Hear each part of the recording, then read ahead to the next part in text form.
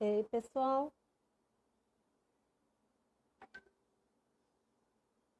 Ei, tudo bem? Boa noite. Acho que agora deu. Ah, boa noite, pessoal. Pessoal chegando, Camila, Juliana. Vamos aguardar o Fábio, que ele está chegando aí também, tá, pessoal?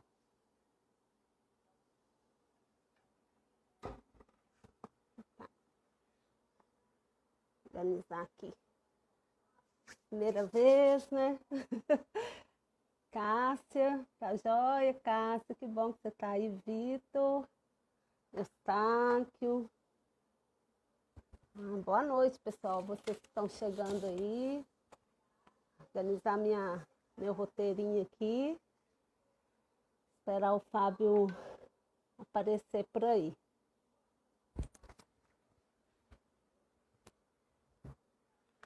Peraí que eu estou conversando com o Fábio aqui.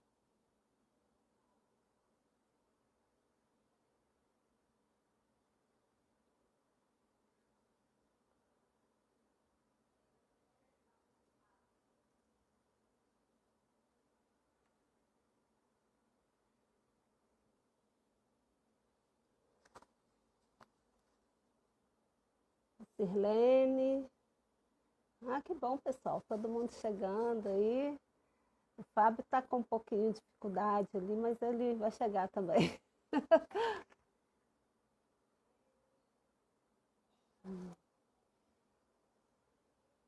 Esperar um pouquinho. E Marleide.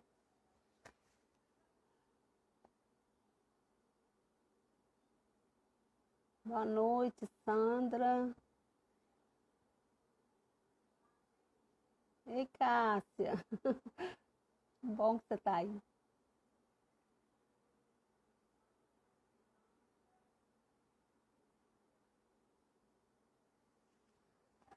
As coisas de, de live, né? As primeiras vezes que a gente faz, assim, é tudo aprendendo, né, gente? Ah, o Fábio entrou. Peraí. Peraí, que agora eu tenho que ver como que eu chamo ele.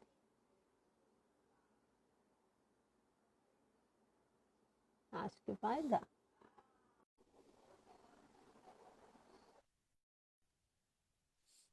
Estou clicando no nome. Ei, Ju, Entrou, vamos ver se entrou. agora, Fábio. agora deu Agora certo. deu É, certo. eu não estava conseguindo acessar. Não sei por quê. A É, Camila me mandou um link e aí eu eu consegui vi pelo aqui. link. Uhum. Ah, que bom. Mas Para mim tá é assim baixinho. mesmo. Para mim tá baixinho, Ju. Vocês conseguem me ouvir bem? Eu estou te ouvindo bem. Vocês estão me ouvindo bem, pessoal? Conseguem também me ouvir, pessoal? Dá um retorno aí pra gente. Pessoal, vocês estão ouvindo bem a gente?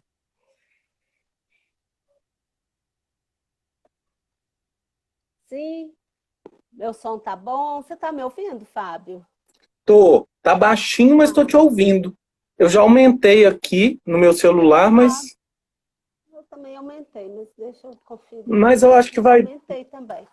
Acho que Mas dá. qualquer coisa eu ponho o microfone mais perto, assim, Ah, eu não né? peguei o microfone. Então, pessoal, vamos começar então, né, nossa live. Boa noite para todos. É, queria primeiro me apresentar, né? Quem não me conhece, sou Juliana, participo da Loucos por Você, né? Mais recentemente, de forma mais ativa, sou psicóloga, trabalho na rede de saúde pública de Patinga, na atenção criança e adolescente, saúde mental. Sou psicanalista e para mim é um prazer muito grande estar aqui hoje, né? Conversando sobre um assunto que a gente gosta de conversar e que a gente acha importante, né? Conversar. Queria agradecer a Loucos por Você pelo convite.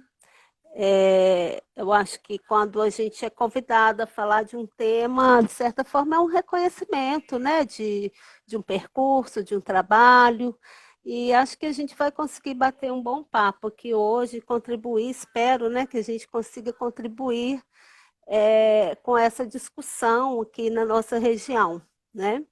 Dentro desse projeto bacana que a Locus está desenvolvendo, que a Loucos Intermovimentos, né? Que são várias lives e depois um seminário que vai ser realizado. E, essa é a terceira live, né? A gente ainda tem mais duas, e a gente está tentando, nesse projeto, contemplar vários públicos ou várias situações de vulnerabilidade que de alguma forma, são situações que promovem segregações, promovem formas de manicômio, né? Restrição de liberdade e com muitos efeitos ruins na saúde mental das pessoas. Então, eu queria também apresentar para vocês o Fábio, dizer que é um prazer, Fábio, estar aqui com você, né? Ah, o prazer é Fábio, meu. a gente tem, apesar de nunca termos trabalhado juntos, né? Acho que tem uma identificação aí de trabalho, um percurso também, né? Na saúde mental infanto-juvenil. Você pode falar um pouco também de você, né? Mas Sim. eu queria dizer assim, dessa gratidão mesmo, né? Porque você é uma pessoa que tem um percurso importante nessa área, conhece, né, bastante da nossa região, da organização de saúde mental, né, da política aqui, e é um grande parceiro da Locus, né? Sempre foi um grande parceiro. Então, isso é muito bacana, a gente gostaria de agradecer, né? E se você Eu quiser que falar um pouco sobre você, fique à Eu vontade. que agradeço. Oi, gente. Estou vendo um monte de ex-alunos, amigos aqui na live. Que delícia Ah, que matar bacana. um pouquinho a saudade. É um grande prazer estar aqui com vocês. Né? Como a Juliana falou, a gente tem uma identificação e foi muito bacana assim, um encontro com a Juliana. Uhum. E com relação a Loucos, né, que eu tenho um carinho especial desde que eu dava aula aí na Faculdade Pitágoras, que eu sempre estava ali com os estágios, tentando angariar fundos, tentando pensar em como fazer para a associação não parar de funcionar, né? Não Uhum. só pela importância da associação, né, não só para Ipatinga, mas para o contexto da reforma psiquiátrica em Minas Gerais, o lugar que a Loucos ocupa, né, um lugar de destaque, né, um lugar de formação, onde eu tive a oportunidade de estar acompanhando vários alunos ali, e um lugar de muito afeto, de pessoas que eu gosto muito, tanto dos trabalhadores que lá passaram, os usuários, né, a Zilândia, né, que está ali sempre mais próximo da gente, também sempre foi muito próxima de mim, e estou muito feliz de poder trazer um pouquinho, contribuir um pouco com as discussões, né, do campo da saúde mental. Também agradecer o pessoal da rede, que eu vi que está aí, e que também tem um lugar muito especial assim, no meu coração. E me apresentar para quem não me conhece, né? Eu sou o Fábio Dias, eu sou psicólogo de formação. Desde a minha graduação, eu me interessei pelo campo da saúde mental e é muito interessante, assim, porque a minha trajetória na saúde mental parte de um horror. Eu comecei a fazer disciplina de psicopatologia, que na minha época tinha as aulas práticas no hospital psiquiátrico, né? No meu caso se realizavam no Galba Veloso, e desde que eu entrei ali a primeira vez, eu tive para mim que eu queria trabalhar nessa área da saúde mental, mas não naquele lugar, não naquele espaço. Eu já me sentia assim, eu preciso Uhum. fazer alguma coisa para contribuir para alguma mudança, né? Me lembro da minha professora de psicopatologia me dizendo que eu ia comprar briga com muita gente, que eu ia colecionar alguns desafetos a partir do momento que eu me posicionasse a favor da reforma psiquiátrica, mas foi esse meu primeiro contato, e desde então comecei com os estágios, depois trabalhando como psicólogo nessa área, tanto em CAPS infantil como adulto, né? Depois após em saúde mental e psicanálise,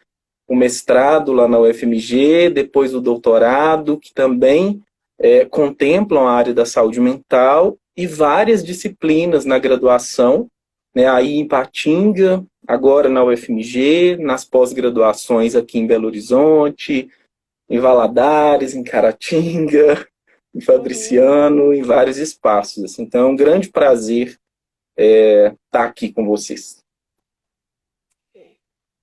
Prazer é nosso, Fábio.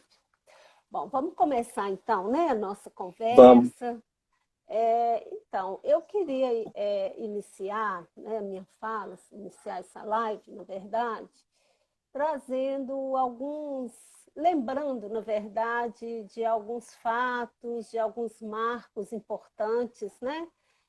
Dentro da política de saúde mental, dentro da política brasileira, na verdade, e que tem efeitos, tiveram efeitos e continuam tendo dentro da saúde mental infanto-juvenil. Então, o primeiro marco, assim, que é curioso, porque 2020 está sendo um ano assim, de 30 anos de muita coisa, né? Então, a gente pensa que há 30 anos atrás nós estávamos construindo muitas coisas importantes, estávamos com muitas conquistas, né? Na área dos direitos, né? Das políticas públicas. E o primeiro marco que eu gostaria de lembrar é da nossa Constituição mesmo, né? Que é de 88, que trouxe assim, essa coisa do respeito à dignidade humana, aos direitos, né? De uma forma muito preciosa. E já trazendo a questão da criança e do adolescente no seu bojo, né? Como uma questão de prioridade, né? Na atenção às necessidades da criança e do adolescente. E em 90, a gente tem, então, o ECA, né? O Estatuto da Criança e do Adolescente, né? Que fazendo 30 anos, e que a gente precisa comemorar, né? Embora a gente não tenha conseguido efetivar tudo, né? Que está lá no ECA, embora a gente precise rever também algumas coisas, mas foi uma grande conquista, né? Nesse aspecto dos direitos mesmo e das responsabilidades da criança e do adolescente. E aí eu quero lembrar, assim, dentro do ECA, o artigo 4º, né, que fala da questão da prioridade absoluta da criança e do adolescente. Eu acho que esse ponto do ECA ele é extremamente importante para a gente discutir saúde mental infanto-juvenil, né? Porque quando fala da prioridade absoluta, que já está lá na Constituição, está falando da questão tanto do atendimento em situações, né, de emergência, de urgência, o atendimento nos serviços, a prioridade assim, enquanto recursos financeiros para esse tipo de atenção, enfim, né, coloca a criança ou adolescente com um lugar muito precioso para os gestores, né? É necessário que os gestores tenham esse olhar para a criança e para o adolescente. E em 90 também, a gente tem o advento do SUS, que também é uma conquista, né, histórica, né, fruto de muita luta, né, de trabalhadores, de usuários, né, da população geral, que vem, assim, de certa forma, efetivar essa garantia do direito à saúde das crianças e do adolescente, né? Então, se isso estava lá no ECA, e a prioridade em todos os aspectos, no sentido da saúde, o SUS ele traz essa questão da assistência à criança ou adolescente como uma prioridade. E dentro do SUS, a gente vai ter a política de saúde mental, né?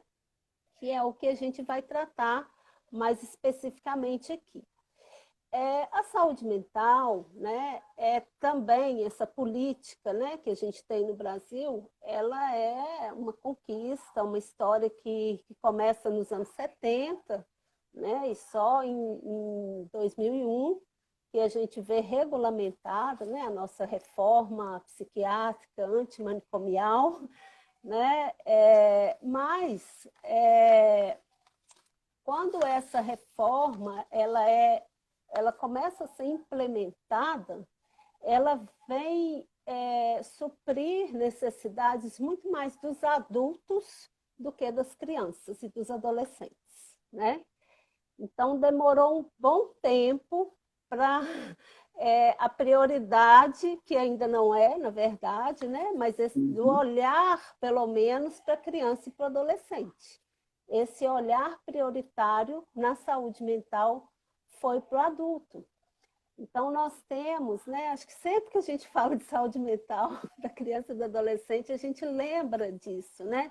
Dessa dívida histórica que nós temos com criança e adolescente. E durante muito tempo, então, as crianças e os adolescentes continuaram sendo tutelados pelas instituições, né? As instituições filantrópicas, os educandários, né? A gente teve aí com esse atraso, né? O discurso da criança, das questões de saúde mental vistas mais no campo da deficiência, né? Eu acho que contribuiu muito para reforçar esse discurso, né? A criança também e o adolescente sem voz, né? Como se fossem esse discurso da proteção também, né? Que fica, a criança precisa de proteção, precisa de cuidado, mas como se ela não tivesse voz mesmo, como se ela não sofresse, como se alguém tivesse que falar por ela.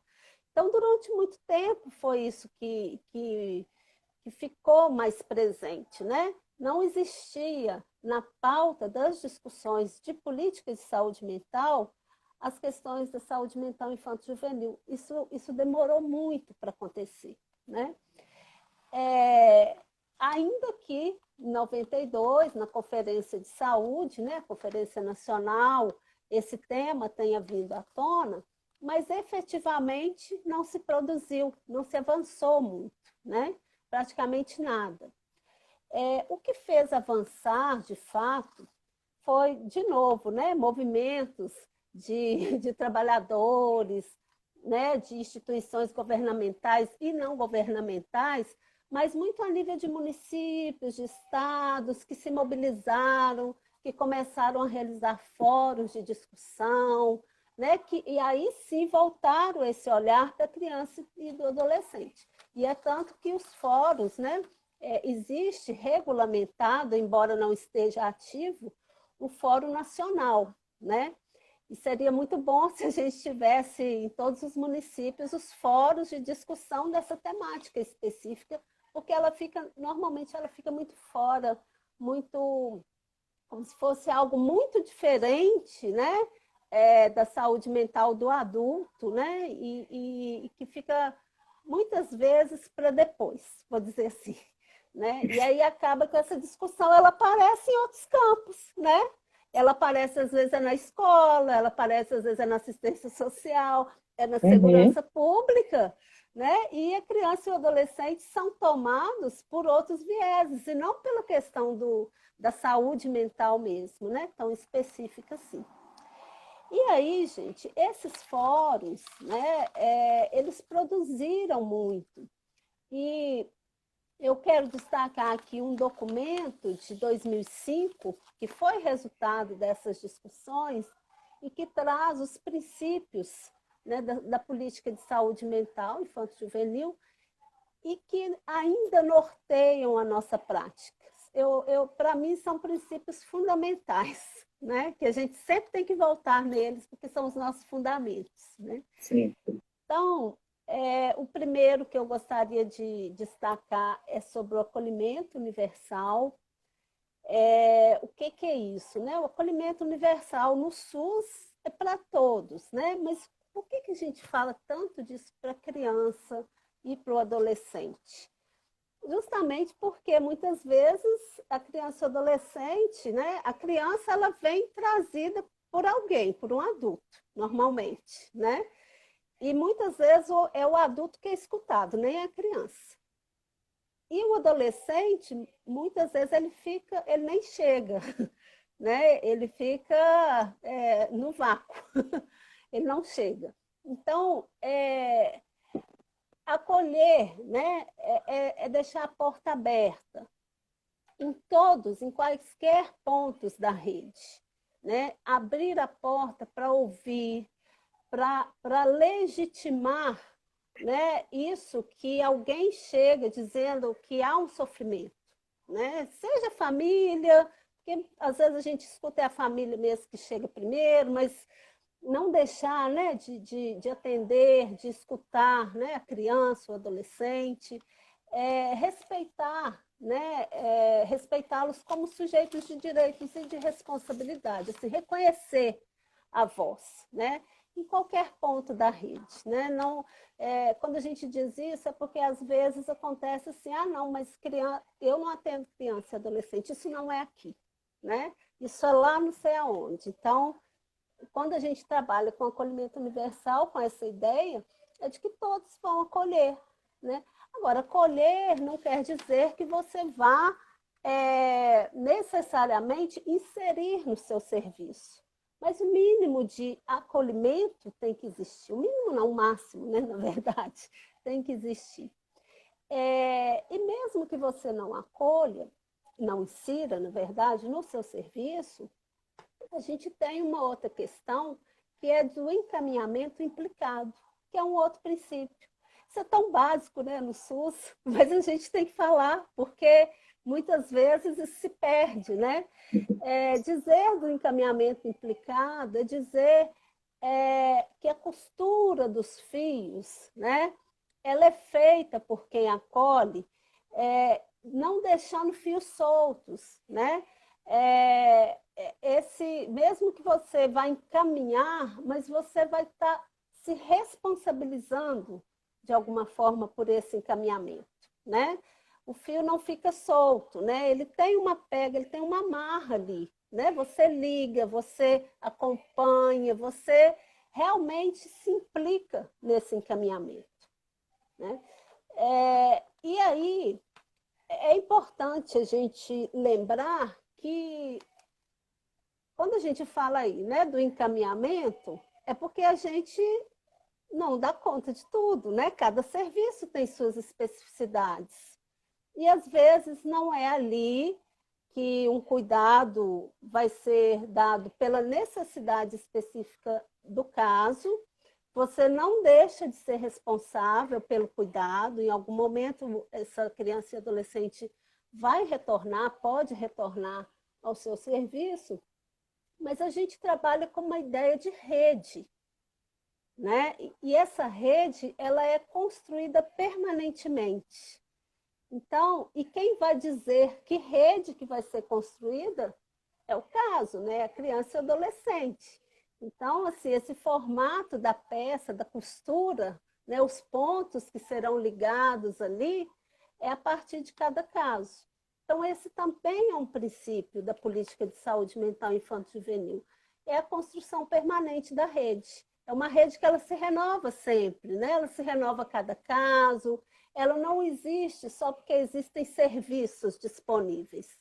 Ela existe a partir da ligação que acontece entre esses serviços.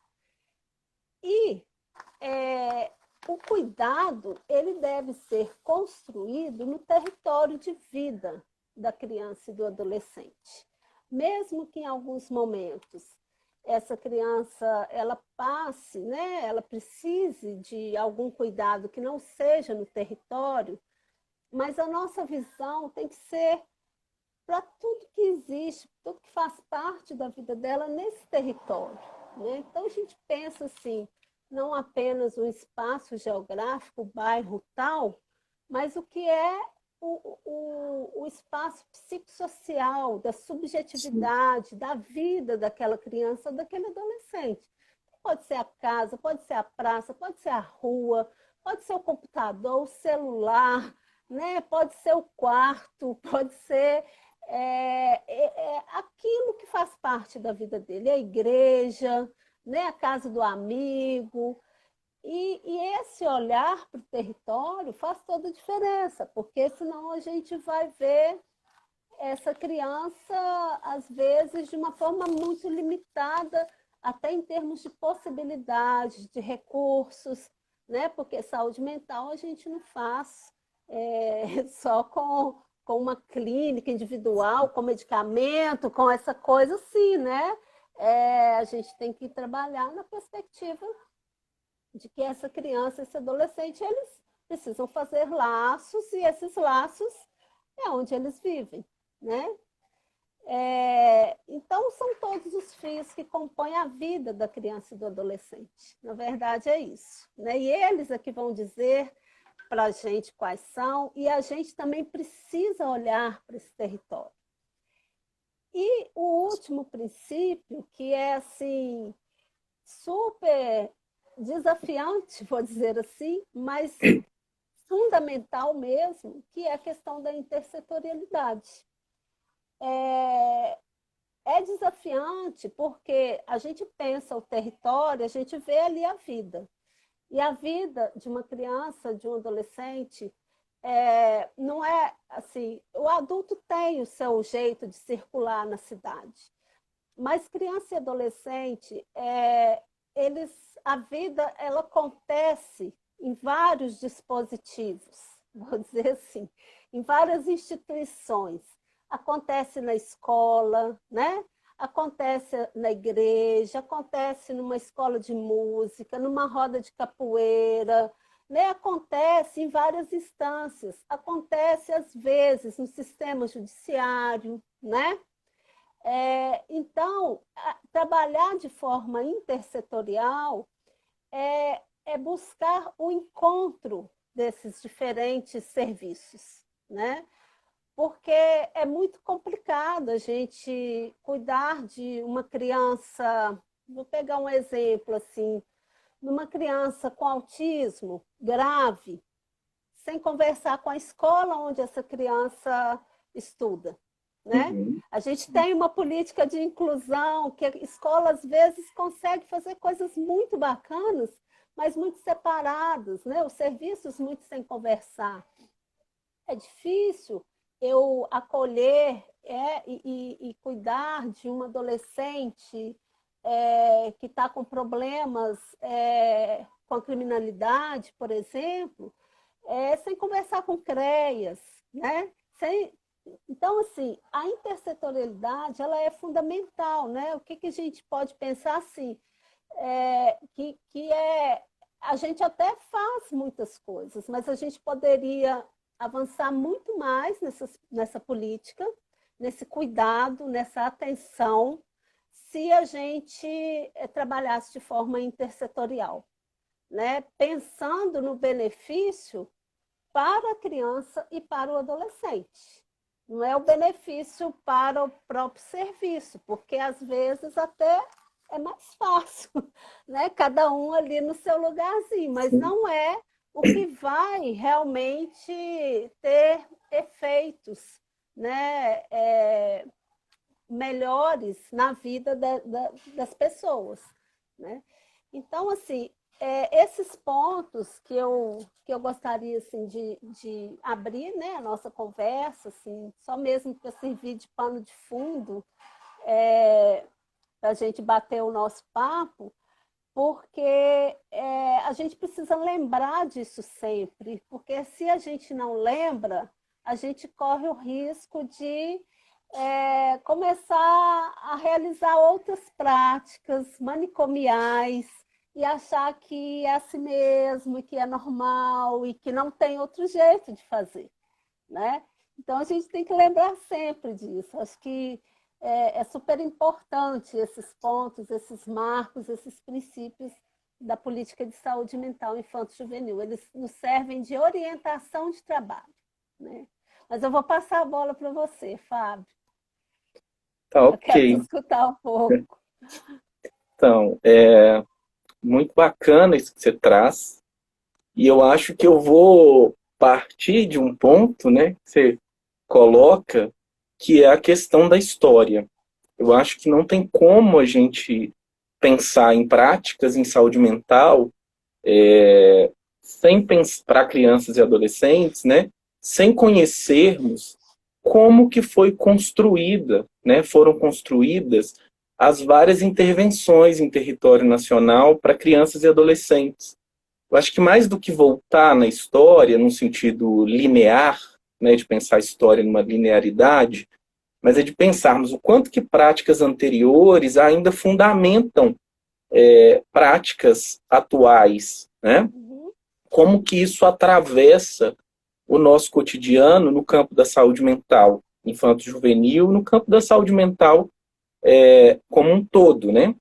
Então eu vou convidar vocês para a gente fazer um pequeno passeio, assim, para a gente conversar um pouco sobre algumas coisas do passado para podermos refletir sobre as políticas de saúde mental, a política, né, de saúde mental na atualidade, né?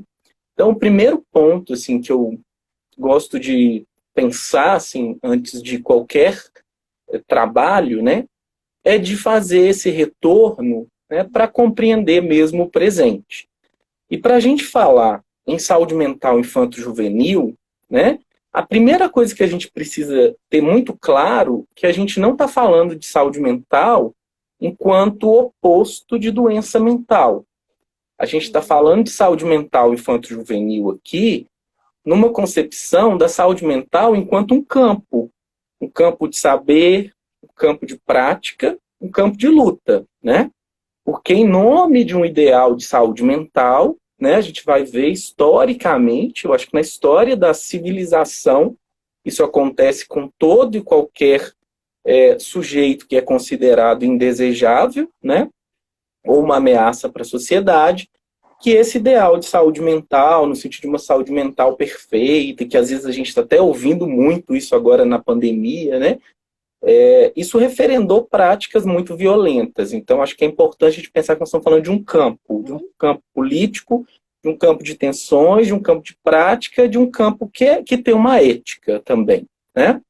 E no que se refere à criança e ao adolescente, eu acho que a gente precisa pensar que esse público infanto-juvenil, ele sempre foi alvo de intervenções, de interesses, de ações por parte disso que a gente nomeia hoje de poder público.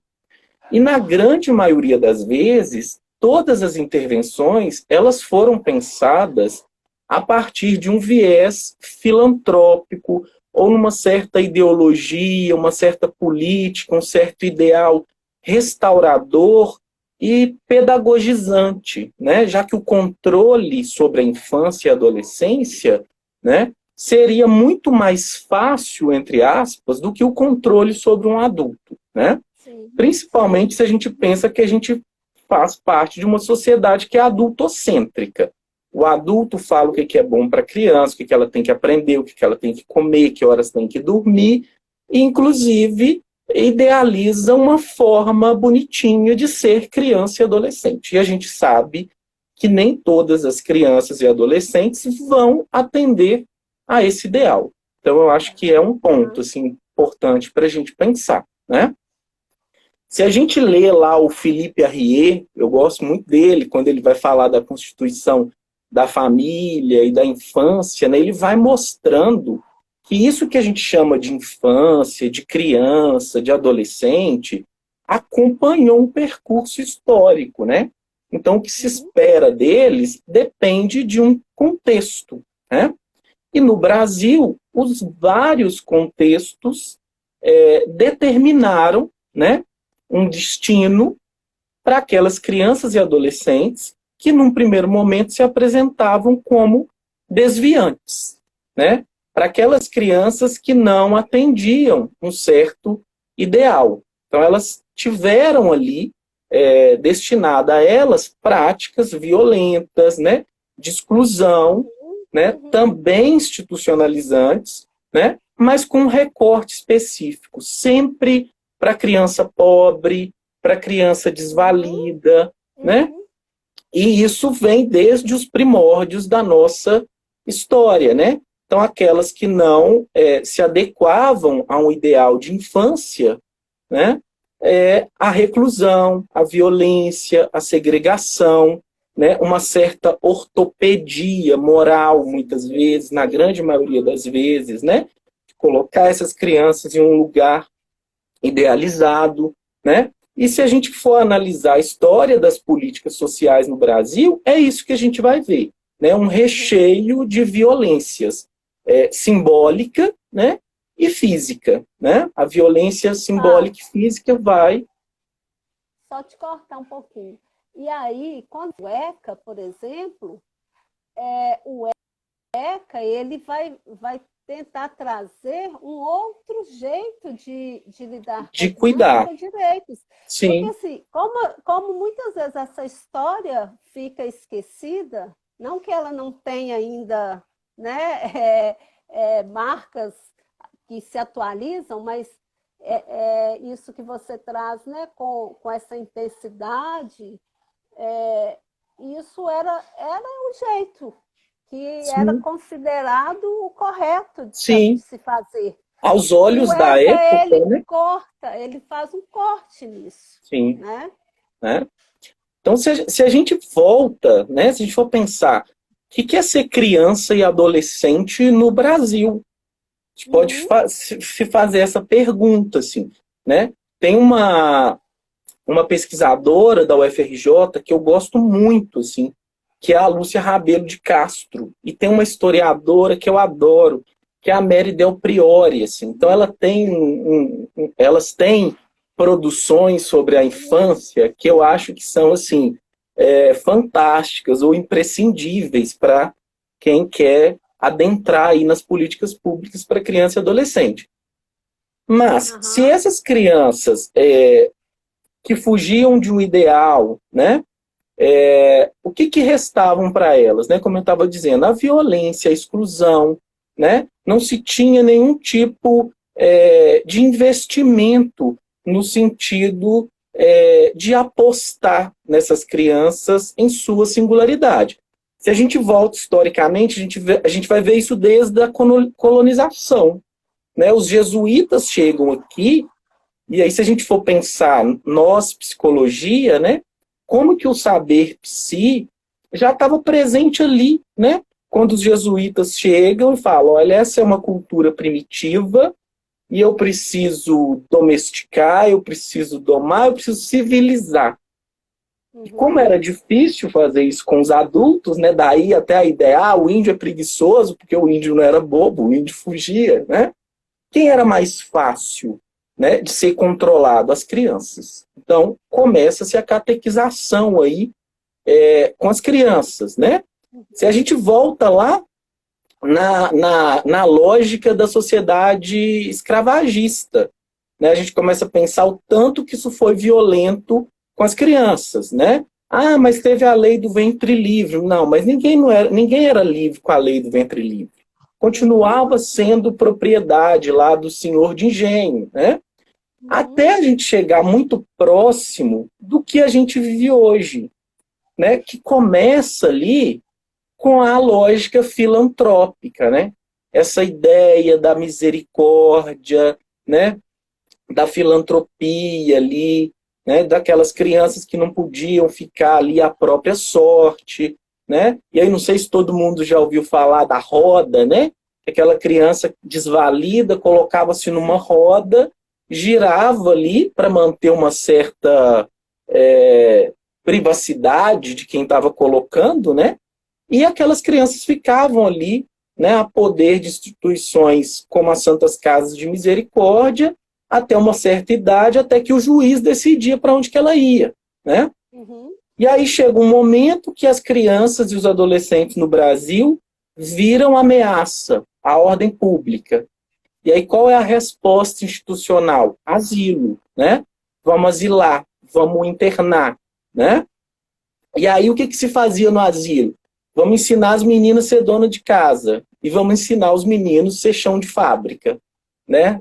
Trabalhar para aprender uma profissão para ser chão de fábrica ali, trabalhar no chão de fábrica, né? E o que estava aí, né? Por que eu estou começando por aqui, por essa via, gente?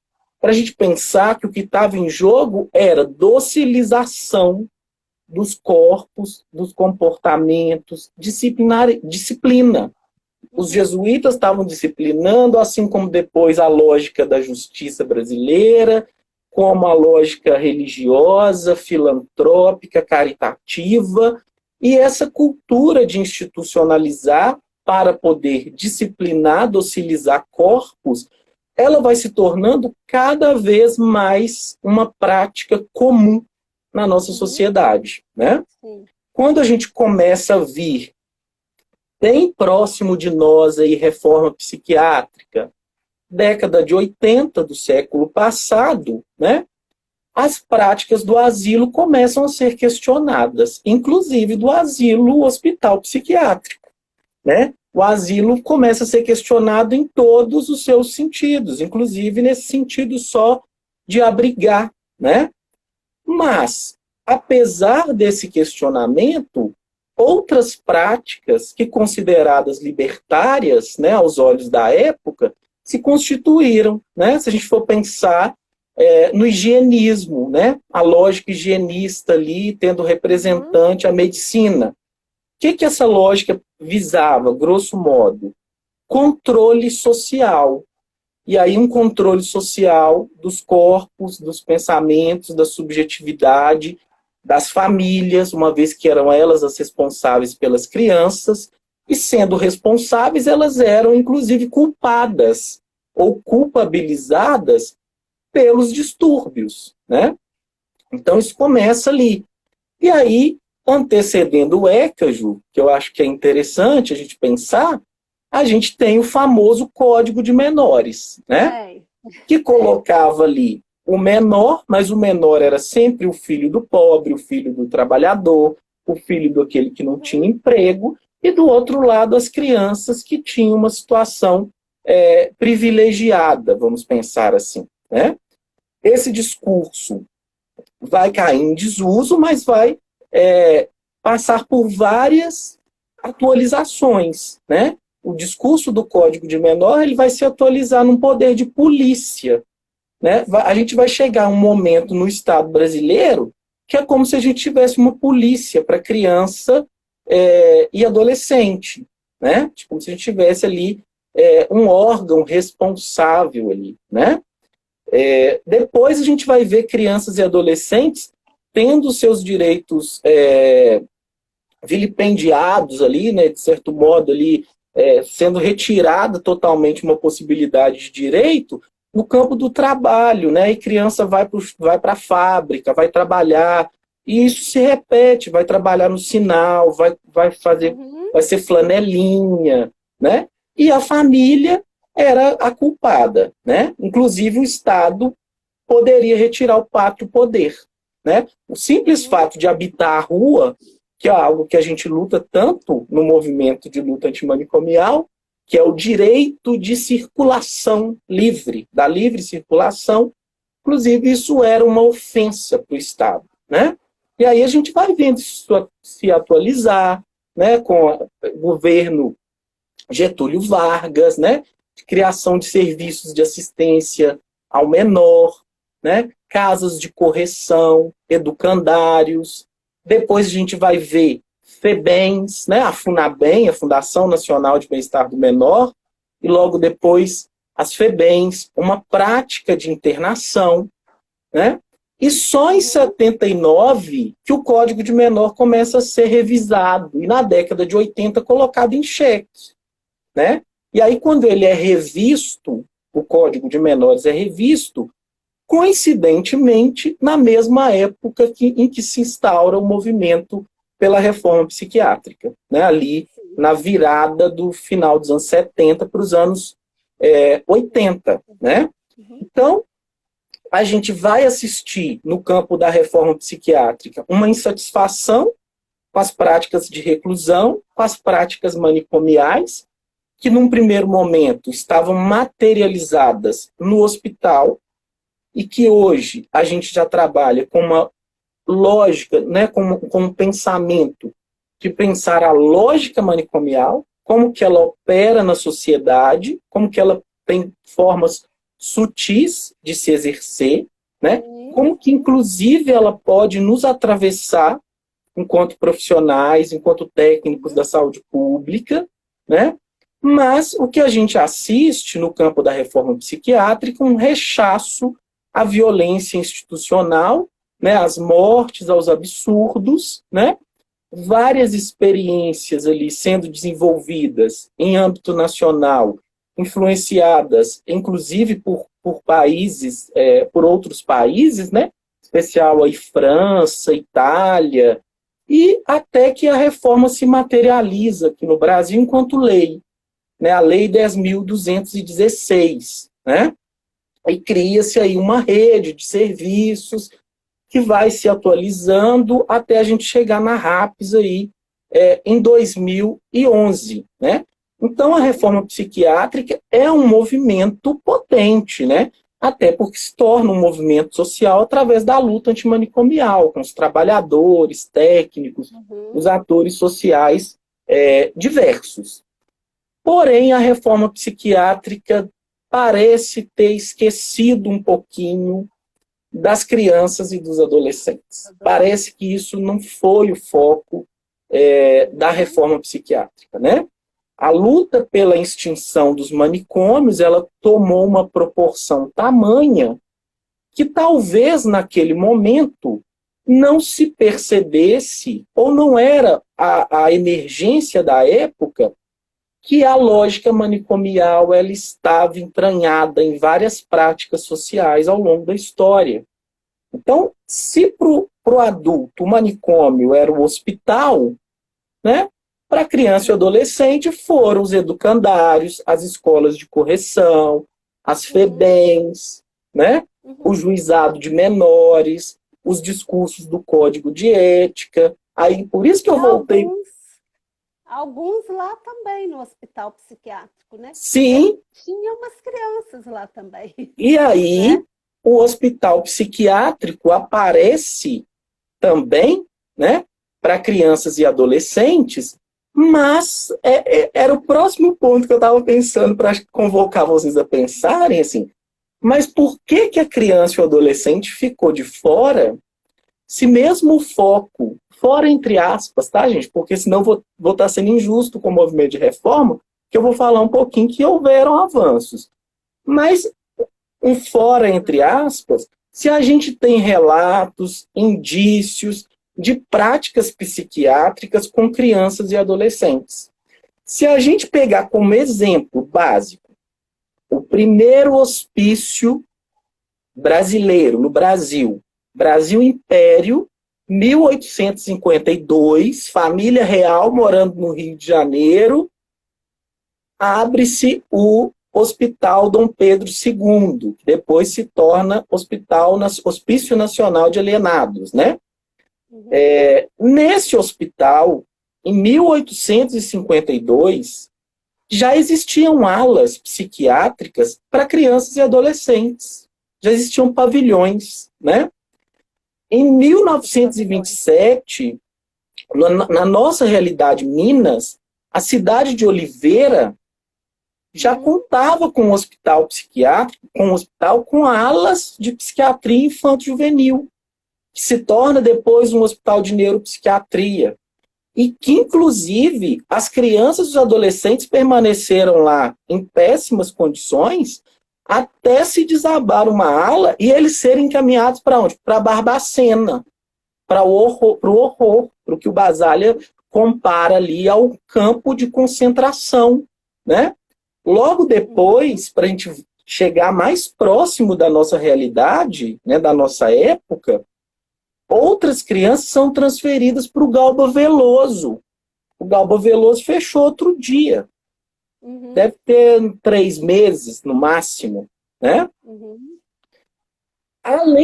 Apesar de terem sido encaminhadas para o Galba Veloso, já existia um hospital psiquiátrico infanto-juvenil em Belo Horizonte, o HNPI, Hospital de Neuropsiquiatria Infantil. E por que os meninos saíram de Oliveira e foram para o Galba? Porque o HNPI estava superlotado. Então, olha um monte de criança e adolescente que estava ali, Ju, nesses hospitais, né? E olha, teve aqui na nossa região, houve uma época, essa coisa das pessoas sumirem, né, e ir parar em hospitais psiquiátricos.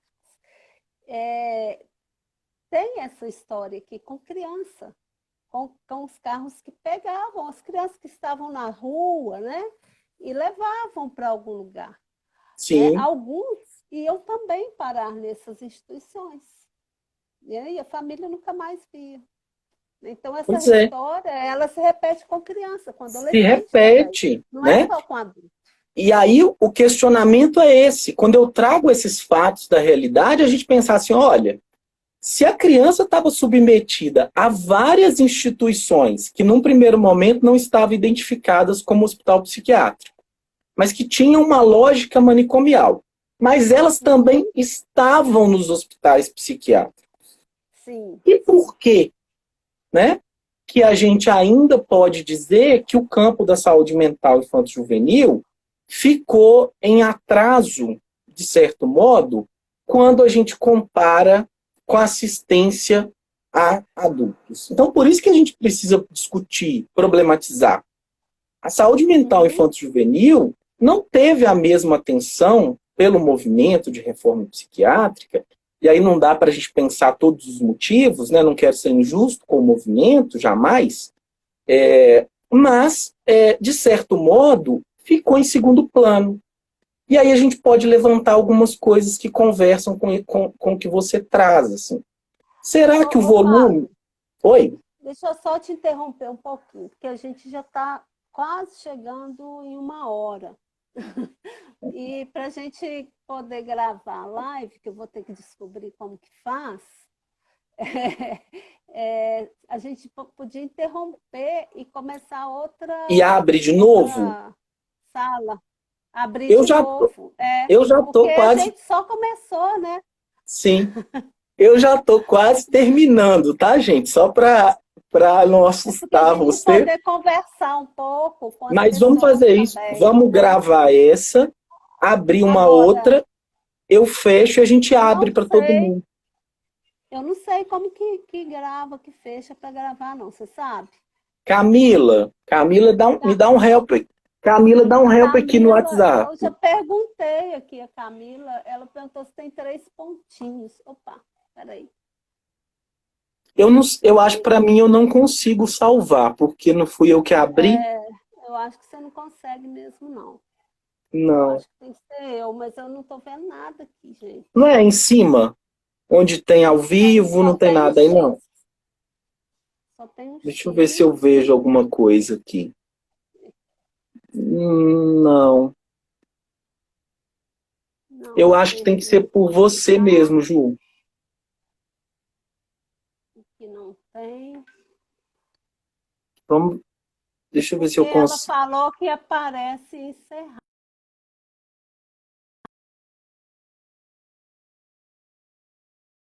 Eu fiz aqui.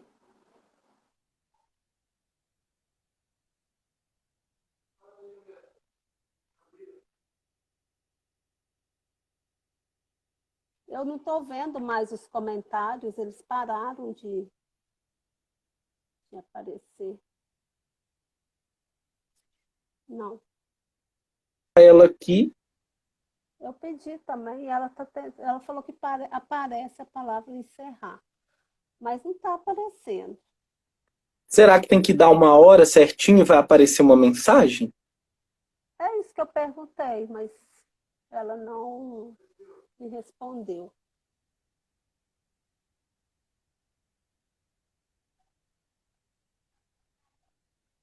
Talvez sim, né? Talvez apareça. Porque era É, na hora que ela que deve ser. Mas assim, eu abri, eu acho que era 18h58, 59, deve estar dando aí agora. vai Vamos fechar agora, né? esperar. Então a gente combina com o Mas deve ser. pessoal que assim que fechar, você salva a live. A Marcela está E me a gente falando abre aqui outra. que quando termina vai te Ah, perguntar. Aí vai ter uma mensagem te perguntando. tá. Tá Aqui, bom. ó. Tá bom. Vai perguntar se você quer gravar. E aí a Eu não gente tenho abre visto mais outra, os comentários. a Uhum, gente tá abre bom. outra, e aí eu finalizo, já estou chegando no finalzinho aqui da parte mais atual, e a gente abre para o pessoal. Vamos Isso ver. mesmo. Mas, assim, essas questões que você trouxe, elas são super importantes, assim, para a gente, esse percurso histórico mesmo, né?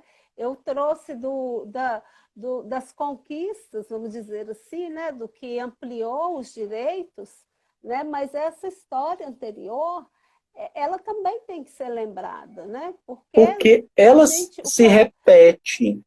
E as pessoas, às vezes, sim, associam, né, o nome manicomial, o nome manicômio, né, ao hospital psiquiátrico. E com as isso. crianças, esse manicômio, ele Uhum, teve várias roupagens. Então é importante a várias. gente pensar isso, né? Como que a lógica ortopédica, pedagógica, ela é manicomial, né? Como que essa lógica Uhum. que retira qualquer tipo de autonomia, de liberdade do outro, né? Ela é manicomial. E eu acho que é isso que a gente está lutando hoje, né? Não só trabalhadores ou pessoas que têm afinidade com o campo da saúde mental, com a reforma psiquiátrica, mas quem trabalha com população encarcerada, quem está aí na luta contra o racismo, contra a Uhum, LGBTQIA+, fobia, né? Quem uhum, trabalha com população de uhum. rua, os usuários crônicos de álcool e drogas. Então a gente tem visto que essa lógica, por isso que a gente tem que se tornar um movimento maior, porque ela atravessa todo mundo. Ela não está só ali na gente que está no serviço no SUS, na reforma psiquiátrica, na saúde mental. Isso é um Sem assunto dúvida. para todos, né? E eu É. acho que a própria luta antimanicomial é isso que ela quer, né? É isso que ela almeja, assim. Quanto mais atores sociais envolvidos, né, nessa luta, é melhor, né? Então, se a gente pensa nos avanços, né? Eu vou dar uma continuada aqui, tá, Ju? Enquanto Tá, não para, tá bom? tá. Então, Aham. então, se a gente pensa nos avanços que a gente vem de práticas manicomiais, de lógicas manicomiais, que se concretizam em instituições para crianças, para além do hospital psiquiátrico, a gente também vê que a reforma avança em alguns pontos, né? Você traz aí o marco do ECA, que é importantíssimo de se articular ao campo da reforma psiquiátrica, uma vez que ele vem balizar as ações que são feitas Uhum. por vários profissionais e instituições ali com crianças e adolescentes, né?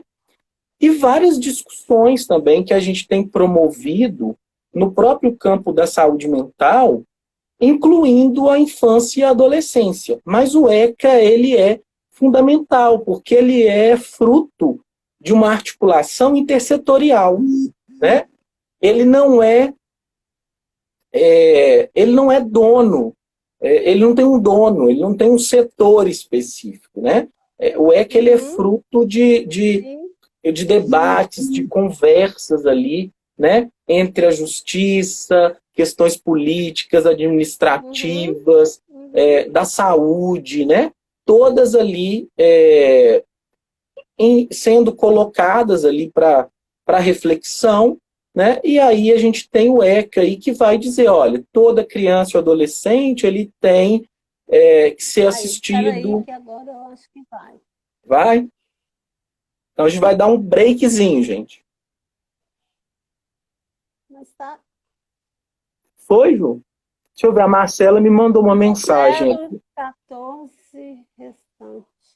Tá, mas e aí?